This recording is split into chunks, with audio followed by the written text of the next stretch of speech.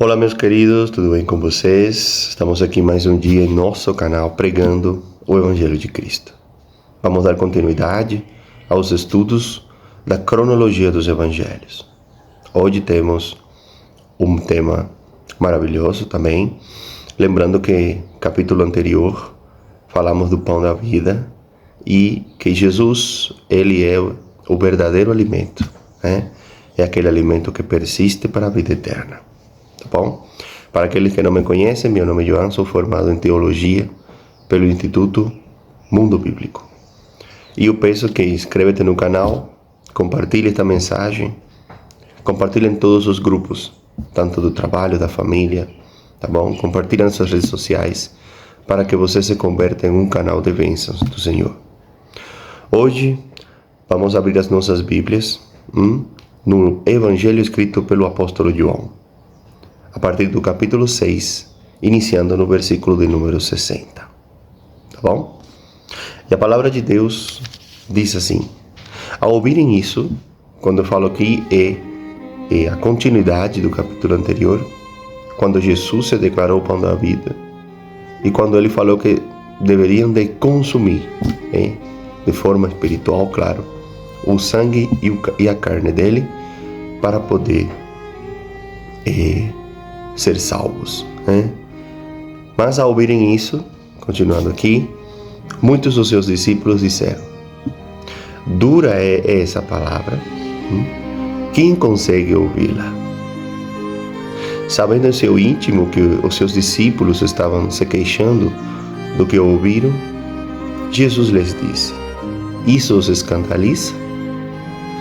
O que acontecerá se vocês virem o Filho do Homem subir para onde estava antes? O Espírito dá vida, a carne não produz nada que se aproveite. As palavras que eu lhes disse são Espírito e vida. Contudo, há alguns de vocês que não creem. Triste, queridos. Pessoas que andavam com Jesus, olha o que acontece. Pois Jesus sabia desde o princípio quais deles não criam e quem o iria trair. E prosseguiu: é por isso que eu lhes disse que ninguém pode vir a mim, a não ser que isto lhe seja dado pelo Pai. Daquela hora em diante, muitos dos seus discípulos voltaram atrás e deixaram de segui-lo. Jesus perguntou aos 12, aos seus apóstolos: vocês também não querem ir? Simão Pedro lhe respondeu: Senhor, para quem iremos? Tu tens as palavras de vida eterna. Nós cremos e sabemos que és o Santo de Deus. Glória ao Senhor. Então Jesus respondeu: não fui eu que os escolhi, os 12? Todavia, um de vocês é um diabo. Ele se referia a Judas, filho de Simão Iscariotes, que, embora fosse um dos 12, mais tarde haveria de trair. Então, meus queridos, terminamos aqui esta passagem, vamos destrinchá-la, vamos estudar, tá bom?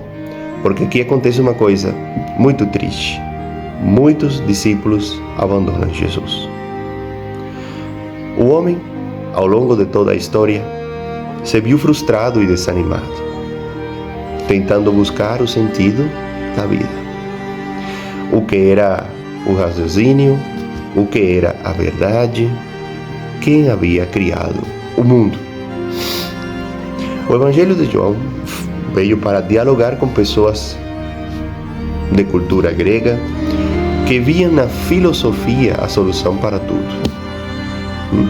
Assim, João declarou que a resposta para tudo era o Verbo, era Jesus. E isso é recorrente por toda a carta. Jesus é o Filho do Deus Altíssimo que veio ao mundo para salvar a humanidade. Disso não temos dúvidas. Nesse capítulo 6, Jesus havia multiplicado pães e peixes. uma multidão que ela estava faminta, próximo ao mar da Galileia. Eles estavam ali para saciar a fome física, né? A fama de Jesus já havia se espalhado, e além desta fome estavam desejosos por ouvir esta nova mensagem. A multidão faminta, porém, não ficou satisfeita com aqueles pães. Queriam mais, e por isso seguiu Jesus no dia seguinte para encontrá-lo do outro lado do mar, depois que ele andou sobre as águas e apareceu aos discípulos à noite, durante uma tempestade. No desespero por mais comida, pediram pão, mas o Senhor estava lhes oferecendo um alimento muito mais sólido e consistente. Ele mesmo, ele é pão da vida. O pão da vida, aquele que sacia a fome da alma e também a sede da alma. Anunciou sua verdade, mas para muitos discípulos que o seguiam, era um discurso muito pesado e difícil de suportar. Falar sobre o Espírito, sobre a vida eterna, tudo isso estava causando escândalo e então muitos o abandonaram. É muito interessante a reação de Jesus diante do abandono da maioria dos seus discípulos. Ele não arreda pé, mas com toda calma até convida os 12 para saírem, se não podem aceitar a sua palavra. Jesus não se preocupa com números, meus queridos, mas com a fidelidade ao Pai. Talvez até fique sozinho, mas não vai diluir em nada as exigências do seguimento da vontade do Pai. Um exemplo importante para nós, pois muitas vezes caímos na tentação de julgar o êxito pelos números. Igrejas cheias indicam sucesso, é o que muitos pensam. Mas nem sempre é assim. É mais importante ser coerente com o Evangelho, custe o que custar, do que fazer média com a sociedade.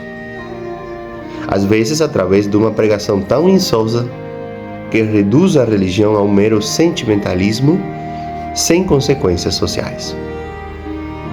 Diante do desafio de Jesus, Pedro resume a visão dos que percebem em Jesus algo mais do que um mero pregador. A quem iremos? Responde Pedro. Ou pergunta Pedro. Pois só Jesus tem as palavras de vida eterna. Declaração atual, pois é moda na nossa sociedade de correr atrás de tudo que é novidade. Supostas aparições, esoterismo, religiões orientais, gnosticismo, escritos apócrifos e tantas outras propostas. Às vezes até sem cabimento, enquanto se ignora a palavra de Deus nas Escrituras. Infelizmente, isso aí. Agora, como saber quem é um verdadeiro discípulo de Jesus? Então, um verdadeiro discípulo de Jesus sabe que, em primeiro lugar, Cristo é o Deus encarnado. Cristo é Deus encarnado. Pedro, ele não pergunta para onde iremos, mas sim para quem iremos. O que indicava que ele, como um discípulo, devia seguir alguém, não é verdade? Qualquer discípulo escolhia um mestre para seguir, para caminhar junto, para aprender. Aqueles que desistiram de seguir a Jesus devem ter ido procurar outro mestre que dissesse somente o que eles estavam procurando. Diferentemente dos discípulos que abandonam a caminhada com Jesus, Simão Pedro deixou claro o que ele e os outros estavam fazendo ali, que não eram apenas seguidores. Quando ele afirmou que o Senhor tinha as palavras de vida eterna, o verbo ter aqui tem um sentido mais amplo. Significa também manter, guardar. Que palavras eram estas? Eu pergunto. Bom, vamos ler especificamente o que acontece em João 6,63. O Espírito da vida. A carne não produz nada que se aproveite. As palavras que eu lhes disse são Espírito e vida. Isso falou Jesus aqui.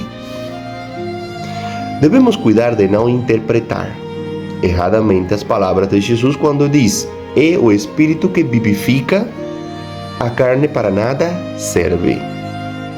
Às vezes usa essa frase para justificar uma religião dualista, onde tudo que é espírito é bom e tudo que é material é do mal. Aqui João não distingue duas partes do ser humano, mas duas maneiras de viver. A carne é a pessoa humana entregue a si mesma, incapaz de entender o sentido profundo das palavras e dos sinais de Jesus. O Espírito é a força que ilumina as pessoas e abre os seus olhos para que possam entender a palavra de Deus que se pronuncia em Jesus.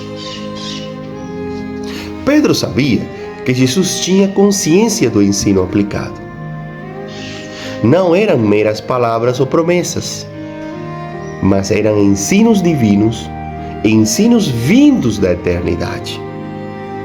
O reino dos céus já havia descido à terra. Enquanto os seguidores de qualquer mestre procuravam alimentar-se de coisas temporárias, os verdadeiros discípulos firmavam-se cada vez mais no alimento espiritual que era o próprio Cristo. Ele não somente contém, mas é a palavra de vida eterna. Glória a Deus, meus queridos. Quem nós seguimos determina quem nós somos. Ouve isso?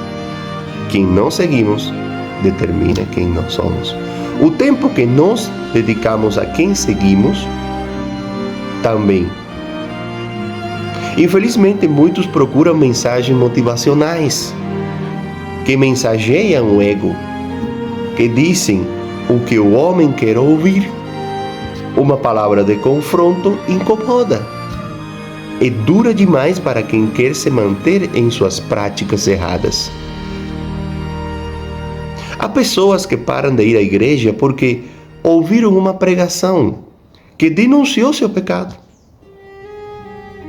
que fez com que ela pensasse: parece estar falando comigo. E ao invés de parar com suas práticas, decidiu continuar e viver uma vida longe de Jesus. A mensagem de Cristo em nós produz vida plena. É uma semente que germina. Se fomos escolhidos por Ele, se somos verdadeiros discípulos, o que Ele planta em nossos corações dá frutos, que serão maduros, frutos saudáveis. Por que estamos buscando a Jesus? Qual é o nosso propósito? Realização profissional? Queremos prosperidade material somente? Desejamos algo que nos proporcione conforto para esta vida limitada? Queremos apenas que nossa família seja abençoada e próspera? Apenas a cura de um ente querido? Ou estamos realmente buscando uma transformação de vida? Eu pergunto. Família é algo que nos desestabiliza. Muitas vezes, quando nos vemos em uma situação em que algum deles não está bem. Jesus, Ele oferece coisas muito melhores. Ele está sempre conosco e nos encoraja a não temermos. Não é errado buscarmos por melhores condições de vida. Claro que não. Mas devemos pensar se vale a pena dedicarmos mais tempo para isso do que para o que é mais valioso. Creia em Jesus pelo que Ele é, pela cura que Ele traz para a nossa alma, e não pelas bênçãos materiais que podemos ter. Esta vida é passageira, todo mundo sabe. Agora, um verdadeiro discípulo de Jesus, ele sabe, em segundo lugar, que Cristo é o Santo de Deus.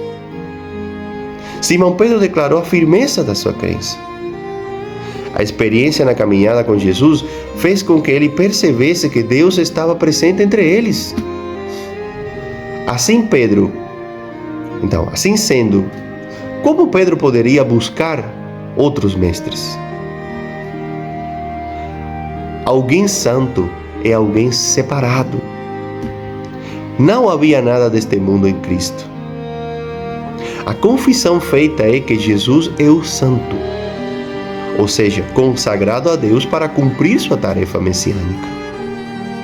Ele é separado e qualificado para fazer o que for necessário em relação ao seu ofício. Ele é o Santo de Deus, que pertence a Deus e é escolhido por Ele. Essa é uma confissão muito importante e gloriosa. Sua santidade, ela é eterna, inabalável, de uma consistência irrefutável. Quem vale a pena escolher para seguir? Eu pergunto. Alguém que possui um discurso focado no homem? Ou a poderosa mensagem vinda do Santo de Deus? O Deus encarnado estava ali para fazer tudo novo, para revolucionar e transformar a vida de pecadores por meio do arrependimento, da misericórdia e da graça. Quanto mais os discípulos ouviam a Cristo, mais acreditavam, porque a fé estava sendo gerada neles.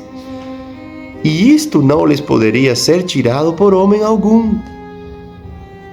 Fé inabalável. Não estavam sendo convencidos, mas convertidos. E aqui se vê uma importância de manter a comunhão com Jesus, dia após dia. E como a gente tem isso? Lendo a palavra de Deus, lendo a Bíblia, todos os dias, dedicar um tempo para aprender, para ouvir, porque a Bíblia é a palavra escrita. Se Deus tem que te passar uma mensagem, está ali, sim, meus queridos. Está ali tudo o que você precisa para ter uma vida abundante, está na Bíblia. E a outra coisa é a oração. Porque na oração, você conversa com o Senhor, você pede, você transmite seus desejos, conta para Deus, tem intimidade com Ele. E com isso, a sua fé vai aumentar, tá bom? Essa fé vai ser gerada em vocês quando a comunhão com Deus é constante. Por isso Simão Pedro deu a resposta. Há quanto tempo já ele não estava na caminhada com Jesus? Mas também tem outros que não têm essa comunhão, que ficam aí acima do muro. Quando recebem uma palavra de confronto, fogem. Infelizmente, né? Estes discípulos sabiam quem Jesus era.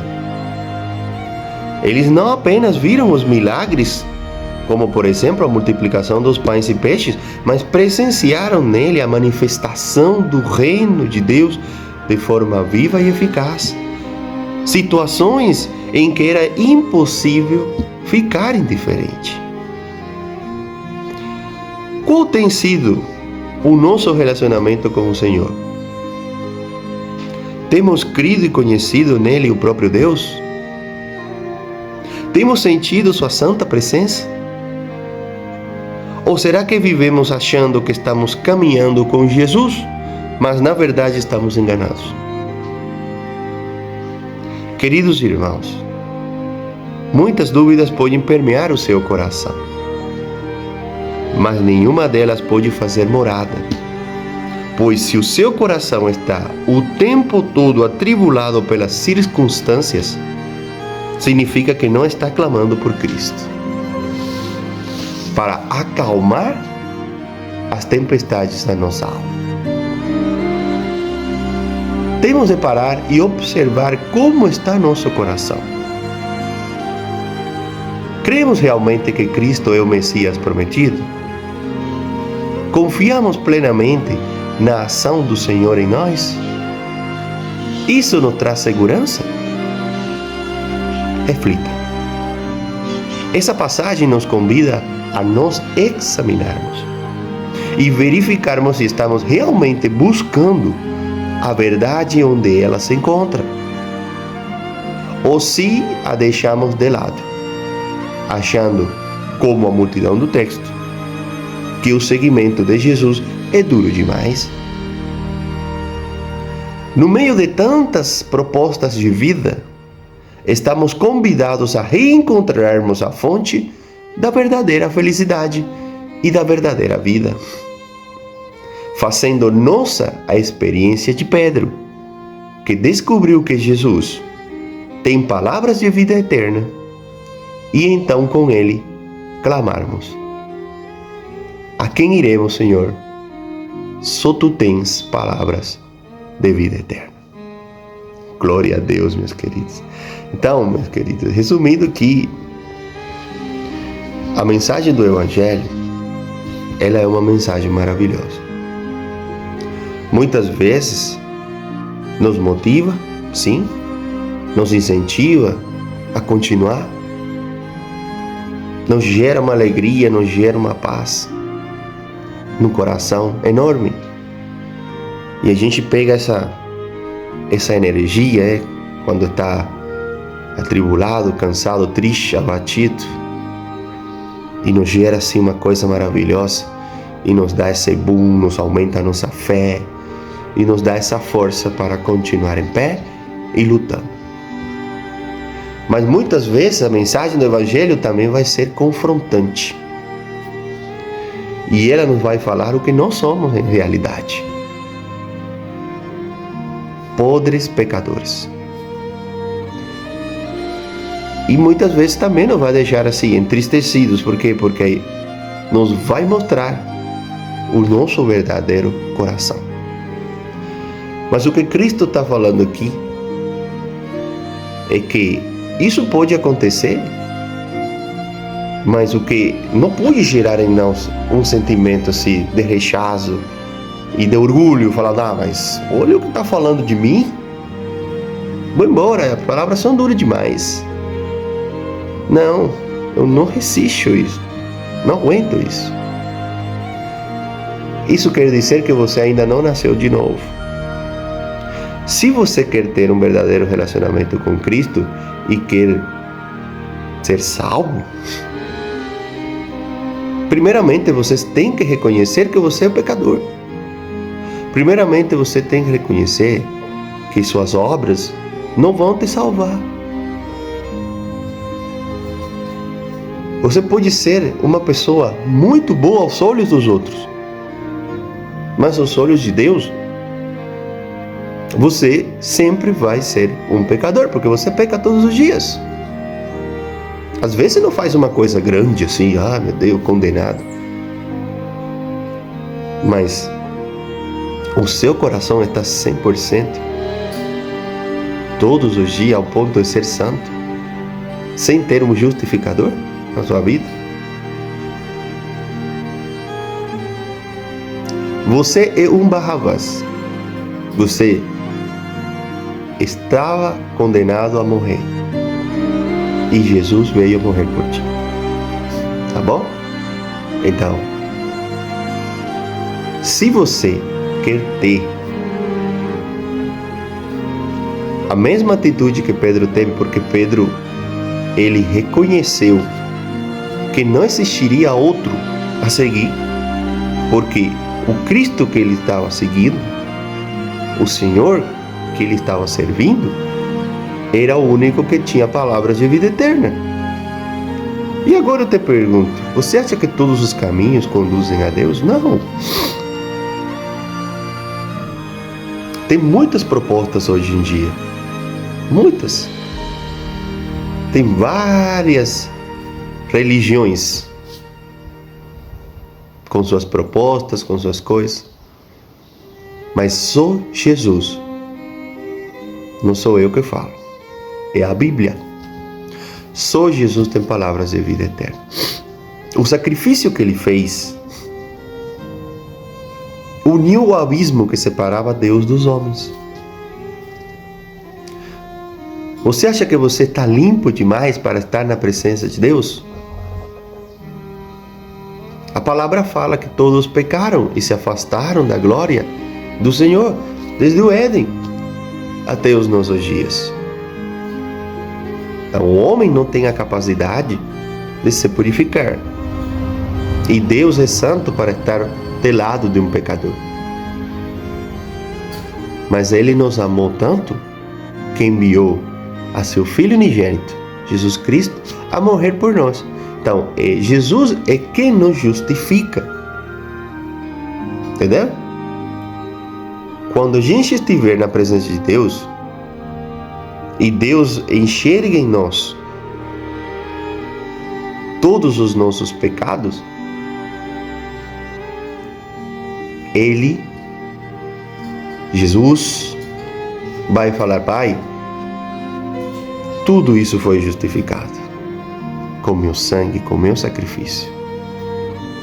Eu sou o advogado dele. Eu justifiquei tudo o que ele fez de errado. Agora ele é santo. Agora ele é igual que eu. Deus cancela tudo. Todos os seus pecados apagados nos livros. Seu nome no livro da vida. E você, santo e glorificado para toda a eternidade. Qual proposta neste mundo hoje te dá essa chance? Nenhuma.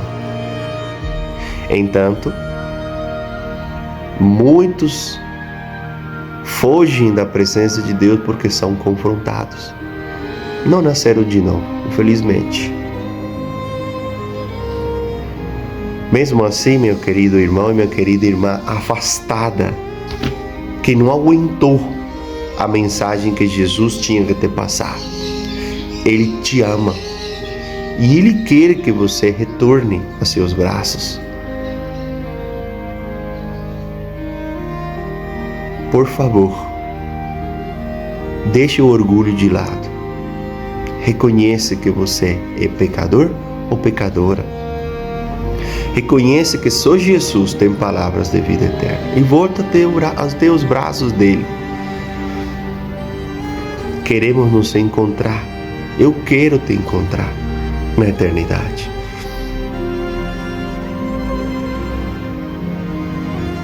Gostaram do estudo? Vamos orar, meus queridos. Senhor, meu Deus e meu Pai, estamos aqui na Tua presença, Senhor, para te agradecer hoje por mais um dia de vida, por mais um dia em que o Senhor nos nutre com a Sua palavra, por mais um dia em que o Senhor nos demonstra que só o Senhor tem palavras de vida eterna, que para quem iremos? É tolice ir para outro, quando todos sabemos que só Jesus tem palavras de vida eterna. A sua mensagem que confronta, glória a Deus por isso. Glória a Deus que eu sei que sou pecador, o pior de todos, e que eu preciso do meu Mestre para me salvar e para eu transbordar na eternidade. Oh, glória a Deus. Pai, Entra no coração desse irmão que está ali nos assistindo. Esse irmão que abandonou o barco, esse irmão que saiu, que pensou que a tua mensagem era dura demais. Por favor, Senhor, entra na vida dele. Cura, restaura, limpa, arruma essa casa que está obscurecida, com mágoas, com orgulho. Oh Senhor, em nome de Jesus, eu peço, entra com provisão, entra com transformação na vida deles, desse irmão e dessa irmã. Em nome de Jesus, nós oramos e agradecemos. Amém. Glória a Deus. Então, meus queridos, até o próximo estudo. Desejoso já por estar aqui, sendo porta-voz do Espírito Santo para a tua vida. Que a paz do Senhor Jesus esteja com você e a sua família.